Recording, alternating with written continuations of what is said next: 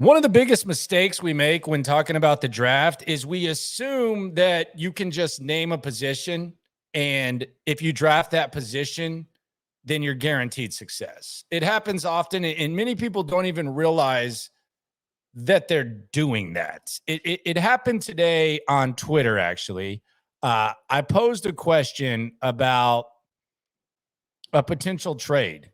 And that's something we're going to get into here. A very interesting case study on the history of draft day trades, specifically at the number 2 overall pick, and a couple of lessons to be learned. I'm actually really excited for this. By the way, this is the Locker Room, the number 1 source for daily Texans digital content. I'm Landry Locker. You can hear me Monday through Friday, 10 to 2 on Sports Radio 610, 10 to 2 Central.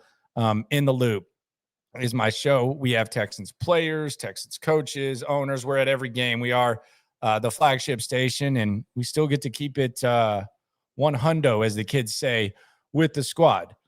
But the assumption we make, and it happens very often, is we assume that you need this position, so you got to draft this position, and by drafting that position, you're somehow addressing needs. I posed the tweet about potential value at pick 2 and trading back instead of drafting a quarterback. And I got this response, and shout out to him. I appreciate you. I guess it's at JMax713. So give him a follow. He said this, and he's not alone. I'm not picking on you. I'm just trying to give a visual of the mindset that a lot of people have. He said, you get your QB, period. Bryce Young, Stroud, Anderson, and Carter all have flaws, but you get your quarterback and you build around your quarterback. What kind of mindset is that? What kind of mindset is that? Furthermore, since when has there been, just go through every draft, and I want you to just take the top 4 quarterbacks selected in every draft and tell me that there's not much of a drop-off from those guys. I just don't get it. Like, sometimes we pretend that Nick Caserio is at the draft, and he gets the clock's going, he's got to turn in his card, and he goes like this. Okay. Yeah, we'll go with that.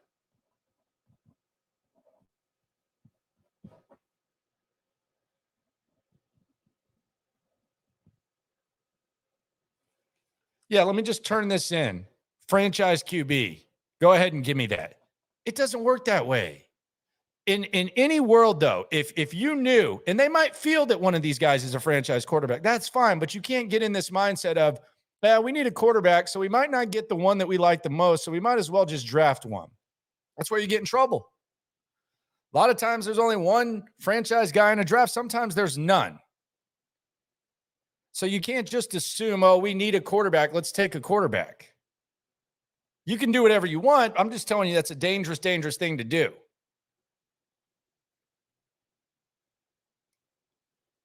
Now, if you have the first pick and you let's say they like Bryce Young. I'm just saying that because I like Bryce Young. But you think the other quarterbacks aren't worthy of a number 1 or number 2 pick. Are you telling me you just take the quarterback just to take the quarterback? I'm going to give you specific historical examples of where that mindset has bit teams in the ass at an extreme level. I'll give you that in a second. But first, I want to listen to something that Adam Schefter said on ESPN 1000 in Chicago. By the way, subscribe, spread the love, and consume as much Texans digital content as you can, and use Sports Radio 610 as your home. We got you covered. We had Gary Kubiak on this week. We'll keep you covered, whether you're a Texans fan or not. But this was Schefter on ESPN 1000 in Chicago. I cannot believe how the Houston Texans botched that. It played right into the Bears' favor. And I can just tell you right now that the Bears are going to have the opportunity to listen to some unbelievable offers for the number 1 pick. And they're going to have a chance to parlay that 1 pick that came as a benefit of the Houston Texans winning a game that they never should have won into a bevy of future picks that can set up that franchise for years to come. That was an incredible gift. Incredible. So a bevy. So us dreaming big is not a fantasy. No, you should be dreaming big. That pick is gonna be worth a small fortune, and the Bears are holding a lottery ticket if they want to cash it in. I don't disagree with Schefter on that. However, I don't think that if the Texans if their goal with their top pick, whether it was 1 or 2, was to trade and get as much as possible. I don't think having number 2 prevents that. In fact, it could increase that. And I'll lay out some examples, and we'll talk about this in a sec. But I do want to emphasize, though, if the Texans felt like they had a franchise quarterback that they could get at the top of the draft, then you probably make that decision. You make that decision. So the reason why pissing away the number 1 pick was such a big deal is because it eliminated you controlling the draft. So you added some variables. You added just the possibility that if you like a quarterback a lot, he's going to be gone. The top quarterback on your board is going to be gone, which is not something you want to have. So that would be the most costly thing. But as far as getting draft compensation and flipping the pick, the Texans at number 2, it's no different than number 1, especially when you consider that some teams are going to like these quarterbacks a lot. You have a lot of teams behind you that would probably be willing to trade. And quite frankly, after the number 1 guy goes off the board, if a team had another quarterback ahead of that guy, that's when they get extra excited and they get willing to make trades. And I'm going to lay this out for us. I'm going to go through 5 draft day trades and just examples that we can kind of localize when it comes to talking about the possibility, the history of number 2 picks being traded. Let's start in 2012. This was the Washington, then R words. They sent 3 first-rounders and a second to the Rams to move up 4 spots and draft RG3. Now think about that. 3 firsts and a second to move up 4 spots and draft RG3. So they thought RG3 was the guy, and they wanted to go all in on it. And quite frankly, after year 1, about midway through that season, they looked pretty smart, but it kind of came tumbling down. But they had to trade all of those picks. Probably not that much. Daniel Snyder probably was a little bit desperate, but that's the other beauty of being in these situations is you get teams that are desperate, and desperate teams do desperate things, especially when it comes to the quarterback. So you had Washington send 3 firsts and a second to the Rams to move up 4 spots from 6 to 2 to get RG3.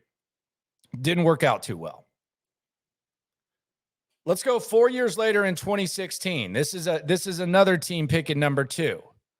This was Carson Wentz. This was the Carson Wentz trade in which the Eagles, they dealt the number 8 pick. So they moved up from 8 to 2, a 3rd and a 4th, and then a 2017 first and second.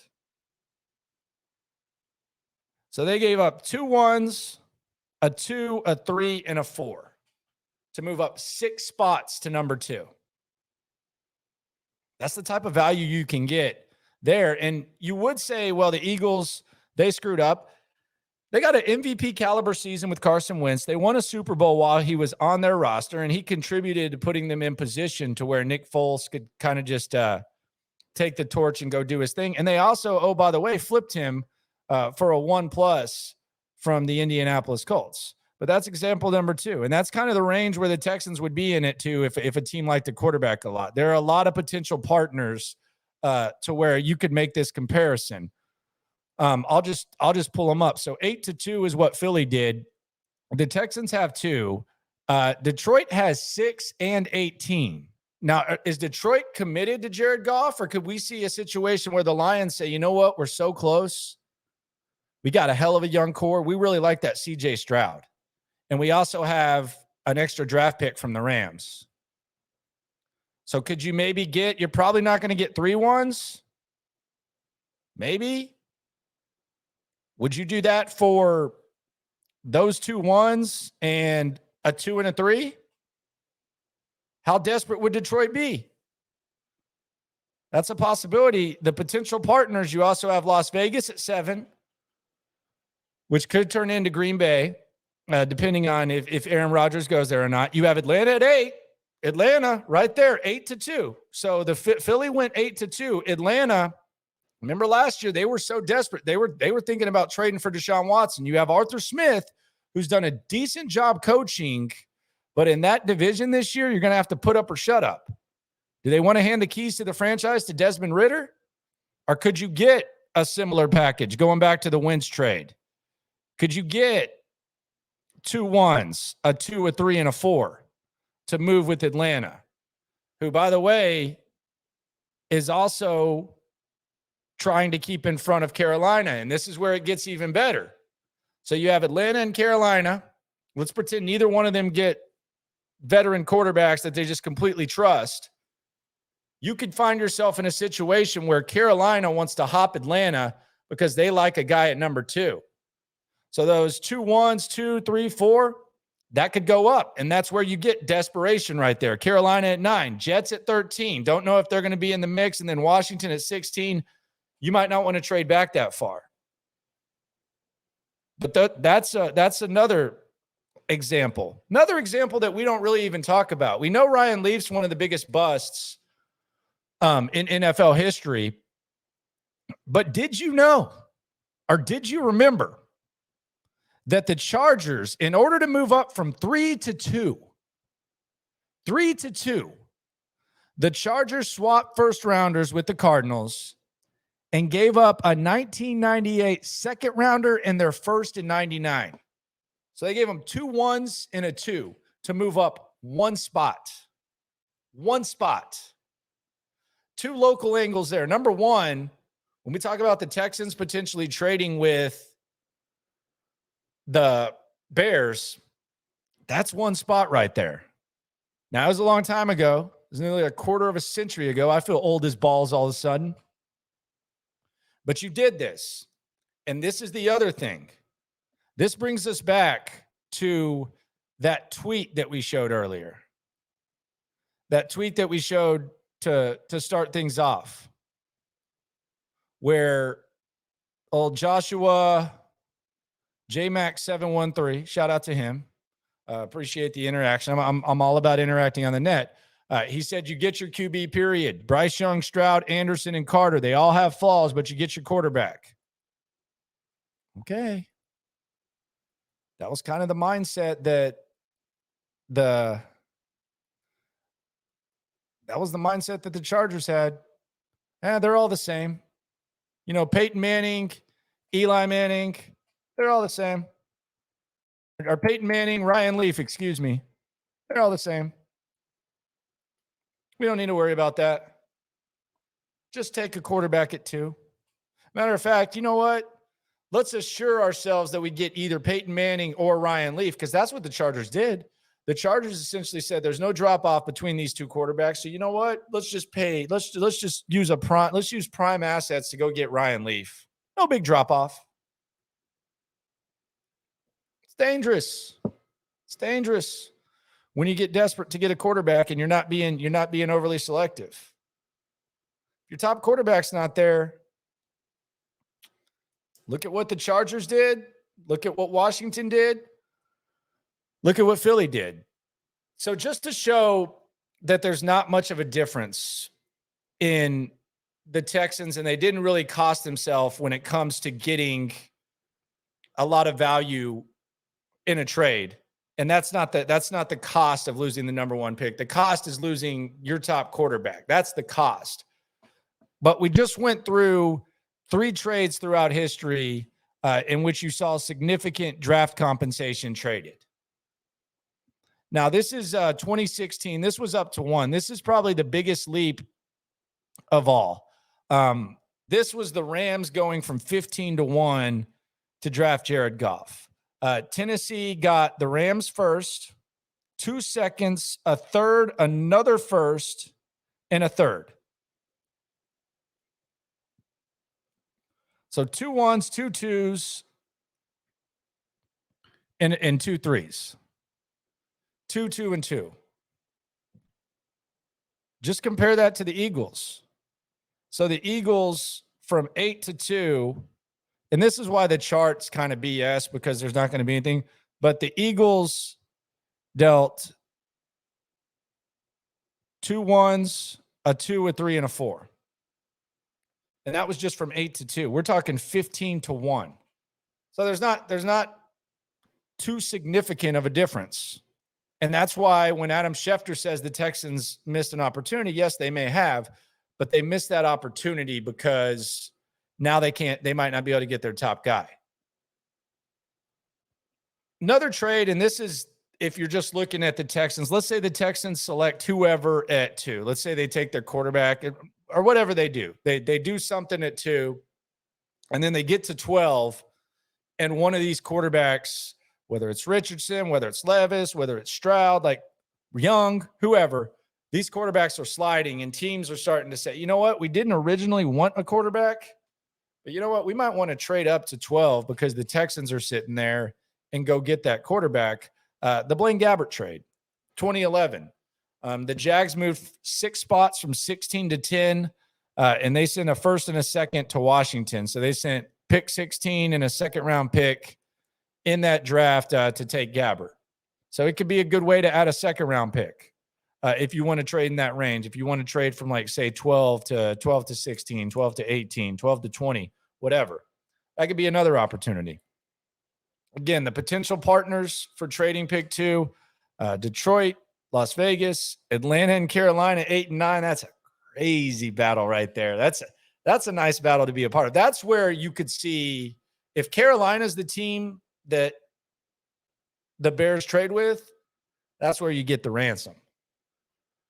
Now, if it's Indy or something like that, and I didn't put Indy on the Texans list because, let's be honest, I don't think they're going to make that trade with Indy. From 4 to 2. But there are lessons from this. Desperation and danger. When you get too desperate to get a quarterback, you trade for Robert Griffin III. You trade for Ryan Leaf to move up 1 spot. You give up the farm to trade for Jared Goff. So desperation can be dangerous. And speaking of dangerous, it's very dangerous when you assume, hey, just take the top quarterback there, because it doesn't work like that. We'll do this case study throughout the offseason. We got 11 weeks till the draft, but I just want to take like the top 4 quarterbacks in each draft and tell me how many of them you would have taken. Because it's dangerous when you say there's no fall off at quarterback, because we know better than that. That's one of the positions you know kind of quickly who the good ones are, have some sort of idea who the good ones are, and then there's very rarely a, hey, well, let's see what happens here. They might do that at running back, they might do that at wide receiver, but quarterback, it's a little bit different. It's a little more complex than that. So there is desperation, there is danger. Another thing to keep in mind: front offices can overcome a whiff. Going back to that Carson Wentz trade in 2016, the Eagles front office made that move. It looked brilliant early on, and then it came tumbling down, and Philadelphia was able to flip Carson Wentz. And they were able to win a Super Bowl when Carson Wentz got hurt because of the roster around him. So they were able to overcome the mistake of a second-round pick. And here they are. They've really got 2 different regimes, 2 different cores looking for 2 Super Bowl titles within about a 5-year period, which is impressive. So good front offices, like if you look at what Howie Roseman's done with trading, with flipping assets, with maximizing assets, you can overcome whiffing on the number 2 pick. Now, if you're a crappy franchise who does everything wrong and you're dumb like Washington, you can't overcome that. It's costly. If you're the Chargers, 1998, the Ryan Leaf trade, somewhat difficult to overcome that. Although they did have some success, not too much after that. The Jets drafted Zach Wilson, but the Jets have done everything well. They're a quarterback away right now, which sometimes that's a dangerous place to be. Ask Indianapolis. They were on that for about a half decade. But they're a quarterback away right now because they did everything else right. So my point is this, and maybe this adds to the tweet that we showed at the beginning. If you whiff on the quarterback, as long as you're doing other stuff, right? you can maybe overcome it. Maybe.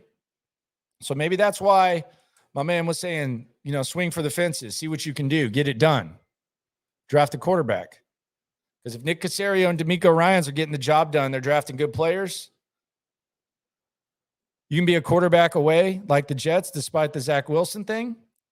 And hell, you can win 2 Super Bowls over the stretch of trading up for a guy that I guess most people would consider a bust. I think that might be a little harsh with Carson Wentz. But if you're Howie Roseman and you do that, you can be on the cusp of winning 2 Super Bowls in that time frame, which is insane when you think about that. That's good front office work. Same thing with the Jets. We'll see what happens, though, and if they can find the quarterback and if these players continue to develop. So hope you enjoyed all of this. Little trip down memory lane, talk about trading the number 2 pick, potential partners, the dangers, the lessons, etc. Just a nice little case study as we build up to the draft. So what do you think? Do you think the Texans should draft a quarterback at number 2, or do you think they should be looking to trade? And if you want them to draft a quarterback, just say which one for me in the comments. Like and subscribe. Tell me which quarterback you think the Texans should draft, or if you think they should trade. Talk to you daily here on In the Locker Room on YouTube. Also, Sports Radio 610, 10 to 2 Central on the Odyssey app and on Sports Radio 610. No matter what happens with the Texans, though, whether they select a quarterback at 2, whether they select something else, whether they traded, when it comes to this Texans game and covering this squad, we are all in this together. Have a good one.